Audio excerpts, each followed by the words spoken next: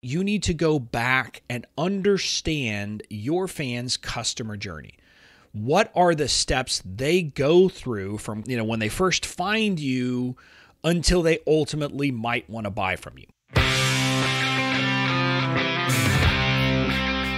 Welcome to the Certified Badass Online Marketing Podcast, where being a badass has less to do with what you wear and what music you listen to, and everything to do with whether you've got the thriving online business of your dreams. I'm your renegade thinking Harvard Law grad turned online entrepreneur host, Bobby Klink.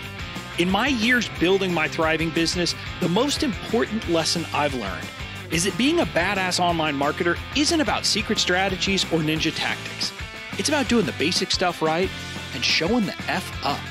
So each week here on the show, you'll get clear, easy to execute guidance on how to build your online business and a swift kick in the ass or two to make sure you're getting it done.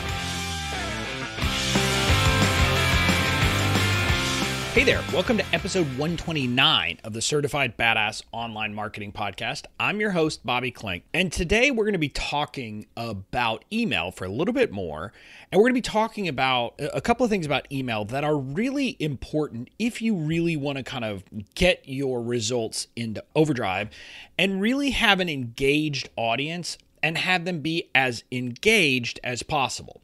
Specifically, we're going to be talking about segmenting your list and scrubbing your list. And these aren't necessarily the sexiest topics for a lot of people because, let's be honest, getting people on your list and emailing them and all that is important. And that's the stuff that I think gets most people excited.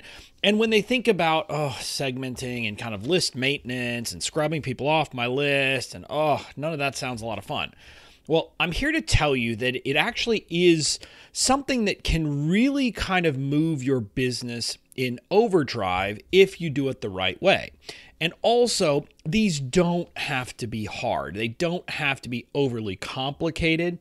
And what I like to tell people is that a lot of times I will see in Facebook groups where I am, where people post their systems of segmenting and scrubbing, and I say, ugh, that makes my head hurt. You don't have to do the complicated stuff. So I'm going to kind of break it down in a way that's doable, that doesn't seem overwhelming, that hopefully you say, okay, that makes sense, and I want to do that with my email list and for my business. So that's what we're going to be talking about. Let's go ahead and dive in.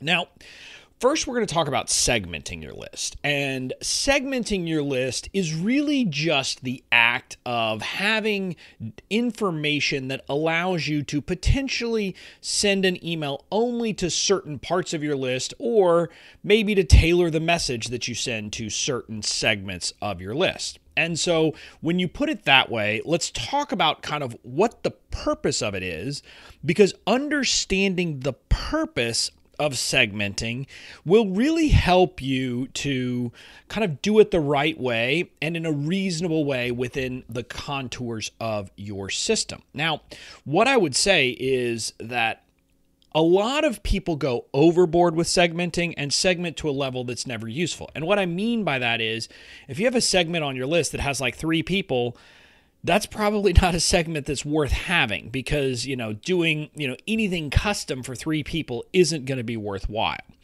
But the purpose of segmenting is so that you can tailor your message and maybe even tailor your offer to particular groups within your list.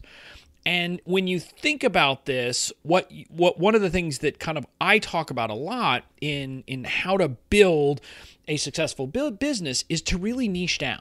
Because when your audience feels like, hey, Bobby understands me better than I even understand myself sometimes. He knows my problems. He gets what frustrates me. He's talking to me specifically and just me.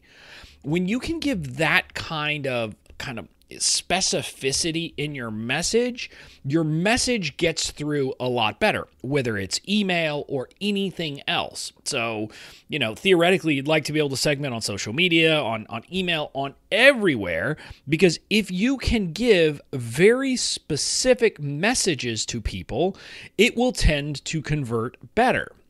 Now, that's kind of the messaging piece where let me give you some examples. So, for example, if I serve multiple kind of sub niches, which I do. Like I serve people who are service providers, and I also serve people who are course creators. Well, if you think about it, their legal, the problems they face and the things that worry them about the legal stuff are different. And let me give you very concrete examples. For most course creators, one of the biggest legal concerns they have is how do I deal with refund requests, right? That is something that comes in up all the time for people who are, selling courses, memberships, any kind of online product is how do I deal with the refund? And I always make the joke that, if you don't have your written agreement in place, you're going to be like Oprah, but with refunds instead of cars. You get a refund, you get a refund, you get a refund. Everybody gets a refund. So that's kind of the idea. And so that's one set of messaging. Well, for most service providers, if you think about it, a refund isn't a big issue because for the most part, it's pretty clear once a service provider's done the work, you're not getting a refund. So they don't worry about that so much. But instead, for a service provider, maybe their concern is about scope creep. It's about a customer or a client thinking, coming back to them yet again for more work and there being a dispute about what's included. And a very concrete example of that is like a copywriter, for example, might be worried about a client expecting revisions and more revisions and more revisions and more revisions. And if they're like on a kind of, set price, like just a flat rate, they don't want to deal with that because that means every time they have to do a revision, they're kind of working for free. And so you can see how that's a different concern. Well, so if I want to talk to those two different groups about the importance of a written agreement, you could see how being able to speak to people in a very tailored way based upon what they do and what they sell would be important, right? If I'm talking to copywriters, talking about, and I could say, hey, getting your written agreements in place is helpful because you don't have to worry about scope creep. You don't have to worry about people coming back for revision after revision after revision. And then at the same time, let's say in a message that goes out at the same time, but to course creators, I'm saying you need to get your agreement with your students in writing so that you don't have to worry about refunds because you'll have a refund policy. So it'll be very clear when they're entitled to a refund and when they're not. You can see how tailoring that message is going to make it much more effective. And especially in like a promo or sales sequence, the more I can tailor my messaging to the person I'm talking to, the more effective it will be. So that's kind of the first purpose, is to tailor your message. The next purpose of segmenting your list is to be able to make specific offers to people based upon where they are, what they have, etc.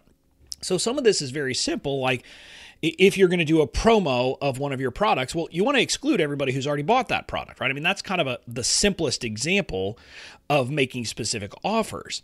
But a more refined way to do this is, for example, let's say you want to give a discount on a big package you have to someone who's already bought a product that's part of that package. Well, there you go. You need to have a segment in your list so you know who's already bought that product so you can send the offer just to them or create a coupon just for them, however your system works with it.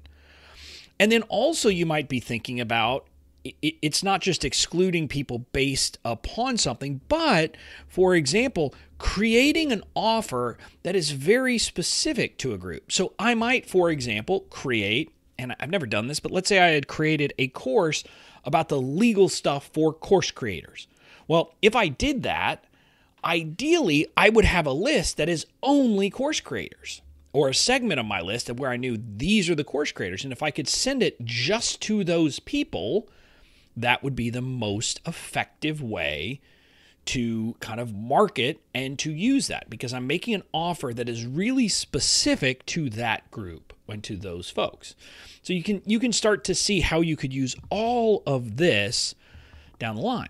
Now, another way that segmenting can be used is not just in the promos, period when you're actually trying to sell. You might want to tailor the nurture emails that you send to people during just the general kind of nature of emailing people out. So for example, if you know that someone is, let's say again, a course creator, and you have content that is specific to and will help course creators, it would be good to know that so you can just send them that free content that they will be particularly interested in. Or if you know that people, are dealing with a particular struggle, like if they're dealing with if I know, for example, that people are not building their list and they're on my list, well, I could theoretically create a product or create a nurture sequence where I send people that information about list building that I've put out there.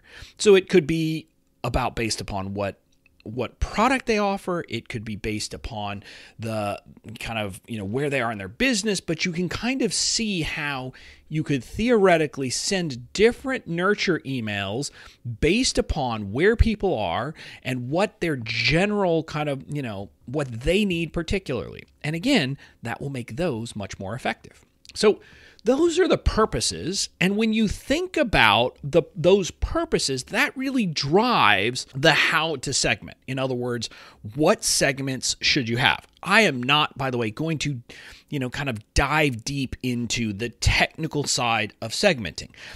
Different systems will work differently. You may have to use tags or lists, or, it can be called a lot of different things in different systems. I will make a pitch. If you aren't loving the system you're using right now, I can tell you that Kartra, which I use, is fantastic, partly because it's all in one. So I can segment after the fact. I don't have to have a plan in advance. I can kind of do searches within people who are in the system and create a segment after the fact. So from a technical standpoint, it's great. But, you don't have to do that. But I want to talk, when I talk about how to segment here, I'm talking about the different segments and how you should be thinking about creating segments within your list. And the problem is that there isn't a one-size-fits-all answer. I know that you were maybe wishing I could just give you a checklist and you could go down and do it. I'm not a checklist kind of guy. For most things, I'm not a template kind of guy, because in marketing, there just isn't a template for the most part. What I would say is what will really shape your segmenting efforts and how you should be segmenting your list is and understand your fans' customer journey. What are the steps they go through from, when they first find you until they ultimately might want to buy from you? And there are going to be multiple of them, but you need to understand the journey that people are on, including kind of, the mix of people who are coming onto your list, how they come onto your list, what their problems are, what their wants are, what they're selling, etc. Then you have to think about the journey that you're going to need to take them on, and it will maybe be multiple journeys based upon the different starting position to get them to the point that they would potentially want to buy from you. And if you have multiple products, obviously there's potentially multiple journeys to multiple products. If you have one product, it's, just figure out, how do I get them to that point? But you've got to do that work and map out that journey and understand what people are going to go through.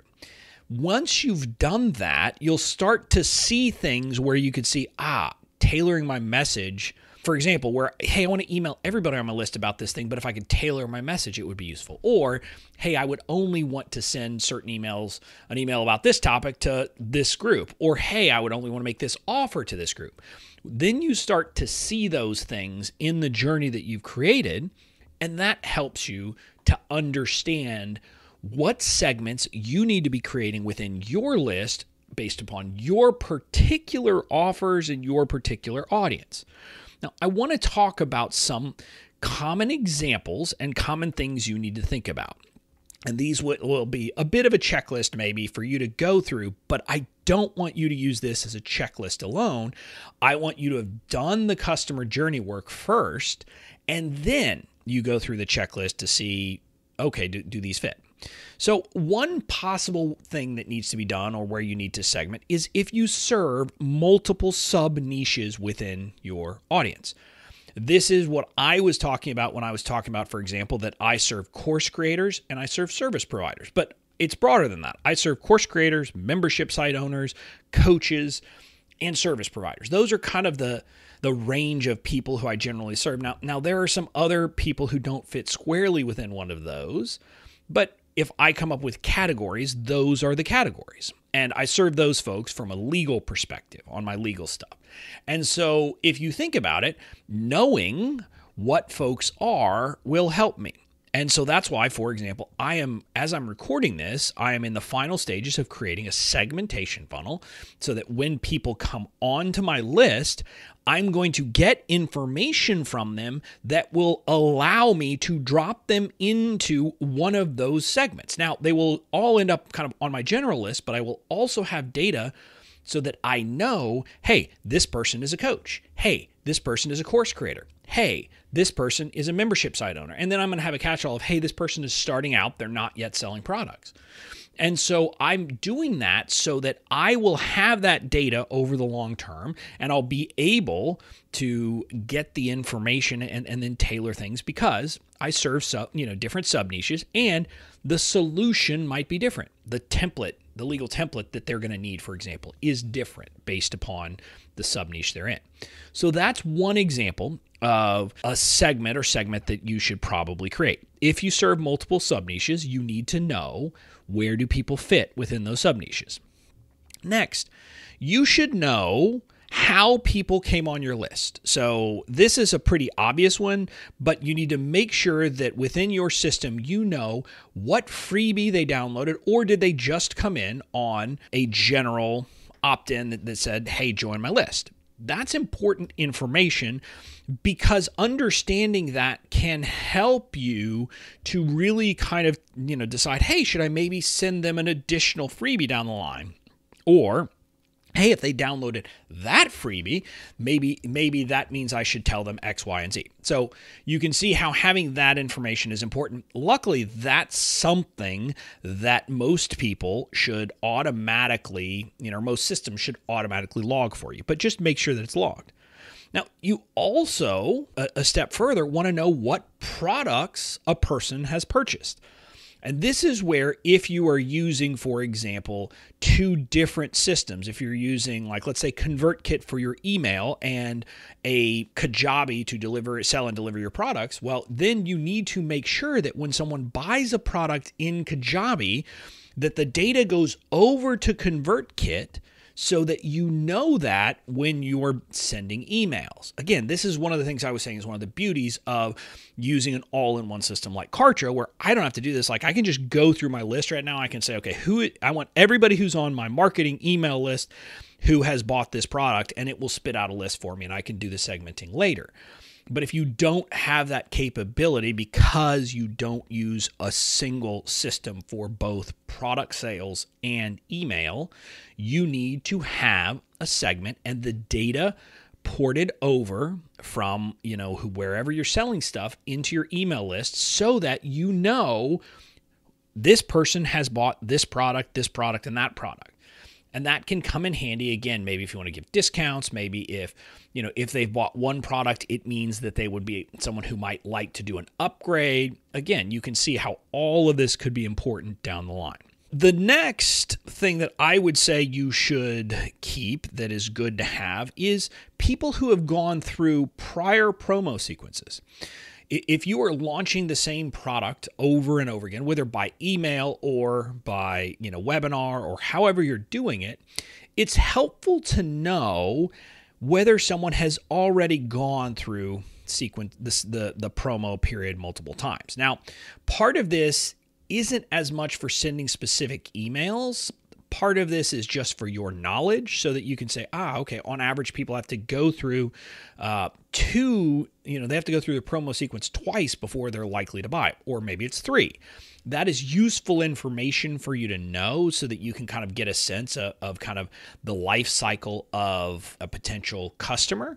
But you also might want to use it as a way to tailor messaging. You might decide that at some point you want to, shoot people who've already gone through your promo sequence. Let's say they've already gone through your promo sequence twice and you're going to launch again. You might just want to send an email to them and be on and say, hey, I'm going to launch this again. You've already gone through the promo. If you want to go ahead and take the plunge without going through everything, here you go. And you might want to give them a chance to kind of join before the cart's technically open. You might want to do that. I don't know. It's one approach one might decide to take. And so I tell you, having that data is useful. Another category of information you need is if you use quizzes, segmentation funnels, or anything like that, you obviously need to be storing certain data from it, including the results. So if this is an obvious way where maybe you're catching someone's sub niche, or you're catching someone's what their biggest struggle is, or where they are in their business, or how advanced they are, you might be capturing all kinds of different information. And that information is useful for you to have so that you can kind of correlate data and you can say, okay, this person is, this is their biggest struggle. Then you know how to message to them and address that struggle for them. So you can obviously see how that's important. So for example, if you have a more classic segmentation funnel for someone who serves entrepreneurs might ask what their biggest struggle is with respect to selling a course, for example, and they'll have certain buckets. Well, when you know what people's biggest struggle is, that's important, and you're probably going to want, not probably, you should think about how can I tailor my message to those folks. If you can do that, it will be more effective, but obviously you have to store the data to do it. So that's kind of a quick checklist, but again, I want you to be thinking through all of the different ways that you might want to tailor message, make specific offers, or send specific nurture information to people. And based on that, you need to shape all of the different segments that you need. Now, again, I want to be clear here. Some people go too crazy. And if you are someone who, for example, does a freebie every week with your core content, and you've got hundreds of those out there, I don't know about you, but I probably don't want to have hundreds of tags applied to certain people, because then it just becomes unwieldy. So you need to be judicious in the way you do this and think through ways to do it. Again, if you're using an all-in-one, luckily you could always just do that search later to see if they've downloaded the freebie. But if you're not, be judicious. And like I said, if you're segmenting so much that you have to write 18 different emails with 18 different messages like that go out on the same day about one promo, you've gone too far. Because at that point, you're making your life too difficult, and you're not going to get extra value by making it 18. If you were down to like 3 to 4 of them, that might be worthwhile. That might be something that you need to tailor your offer to, or that it's useful to tailor your offer to. But just be reasonable about this. Don't go overboard. Start simple. Start with a few different segments. And then maybe you decide later, I'd like to know this. And maybe you decide that you want to tailor messaging a bit more. What I would tell you is when I hear people talking online often, they are doing way, way too much, and it's making things way too complicated. And then guess what? They get overwhelmed. So we don't want overwhelm, and we don't want your segmentation to overwhelm you. We just want to have the information. And the important thing is more just to have the data in case you want to use it later. So just be thinking that way of, add a tag to people, and then maybe later you'll use it down the line. So that is kind of email segmentation in a nutshell. Now I want to talk about the second piece, which is scrubbing your list or cleaning your list.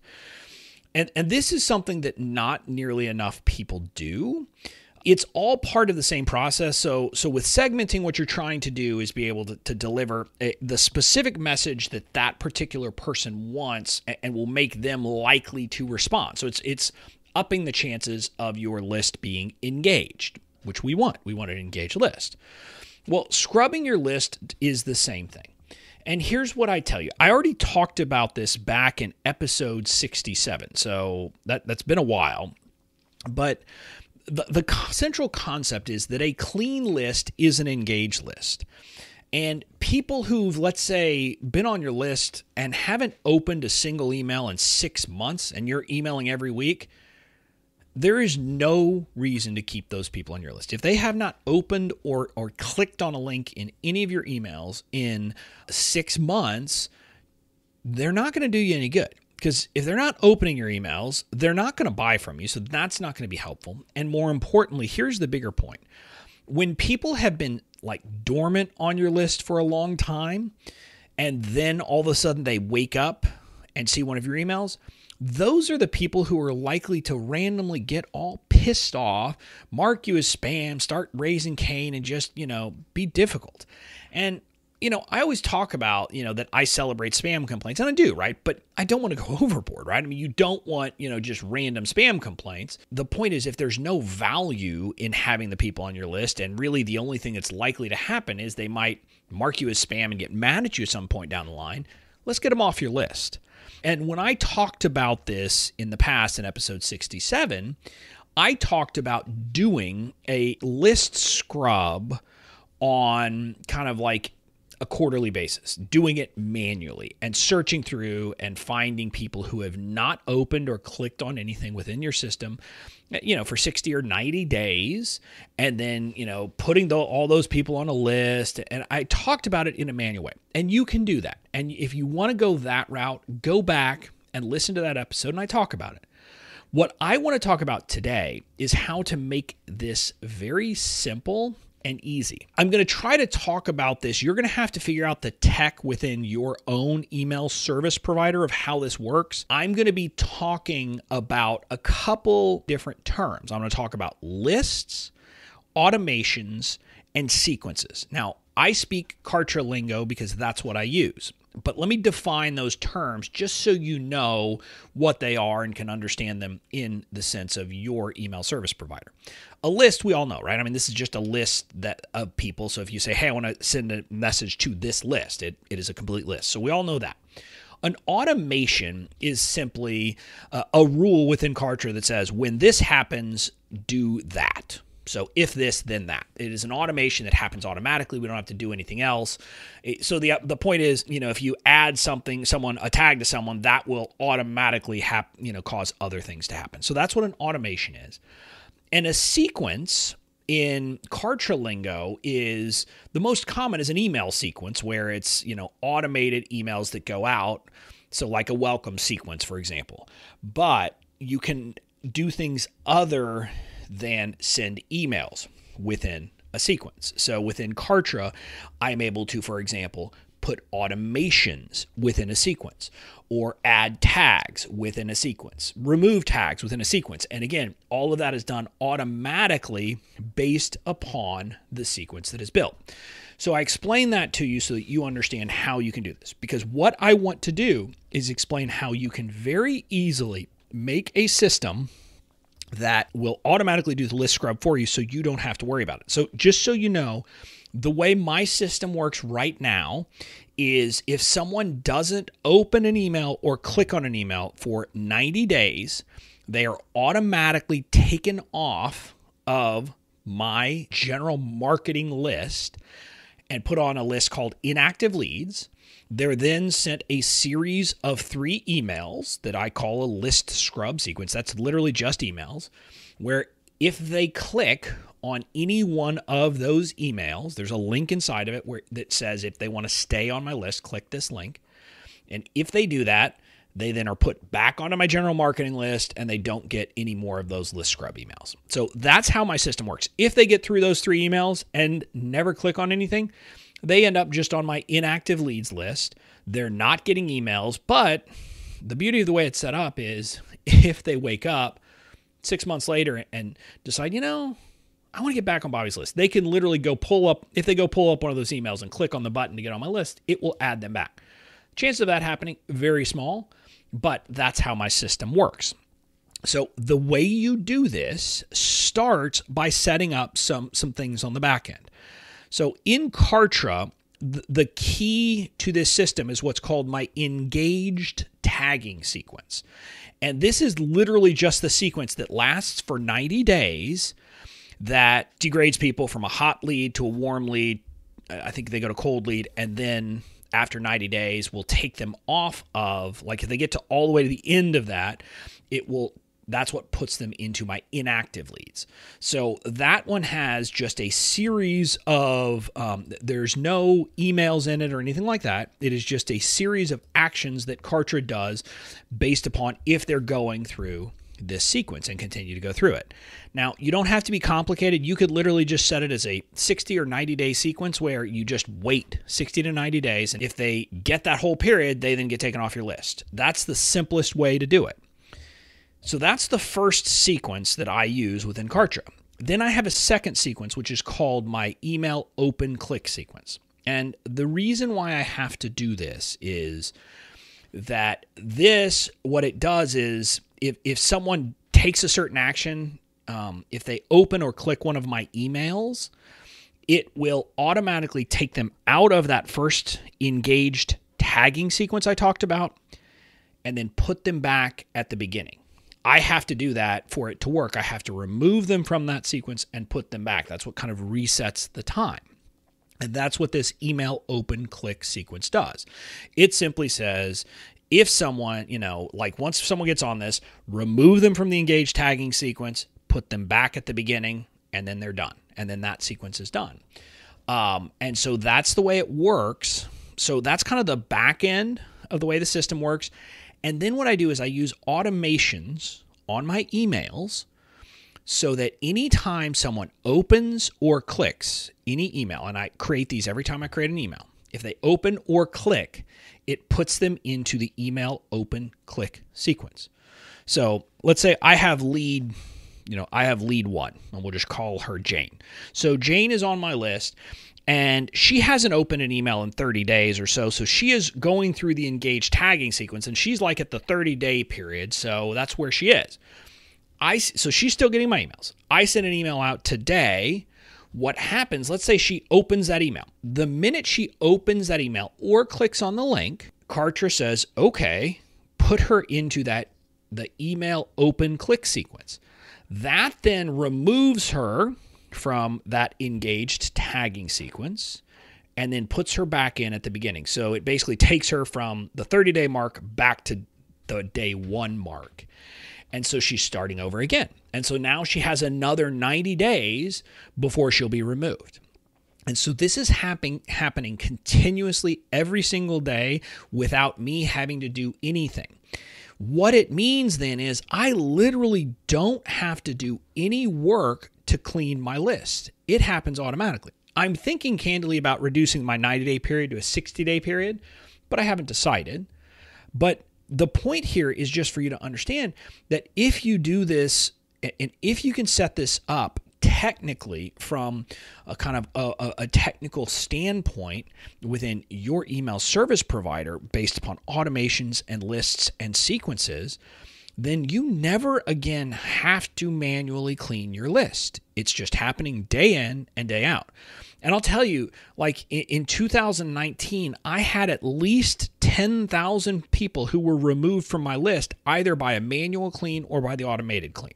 And just so you know, like I literally took more people off my list than are currently on my list because I didn't want to have that dead weight. And again, just to be clear, once they kind of get to that 90-day period, they're put into a list scrub sequence, and they will then get a series of emails that are, fun and cheeky in my style to try to get them to re-engage and get back on the list. And that's list scrubbing in a nutshell. Now, a lot of people ask, what should you put in those list scrub, kind of the re-engagement emails? And whether you're doing this in an automated way or a manual way, you're going to need those emails. And so I decided what I did. We're actually creating a freebie for this episode. We've created it. And it's just the copy of my emails that I send out, my 3 email sequence. So you can take a look at it. You can kind of use those as a model.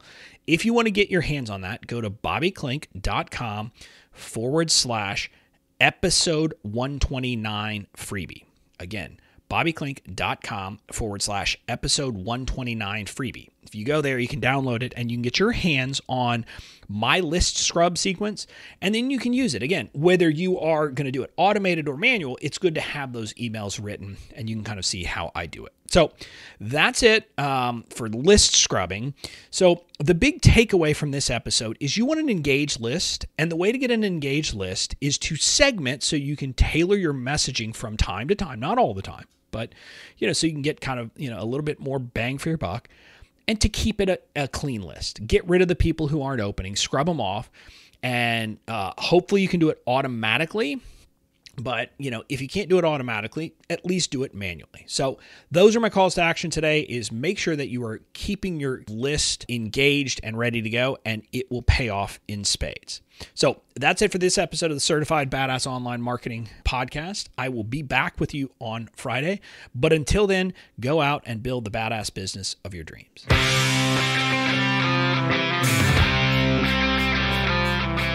That's it for this episode of the Certified Badass Online Marketing Podcast. Make sure to tune in next time. And in the meantime, go out and build the badass business of your dreams.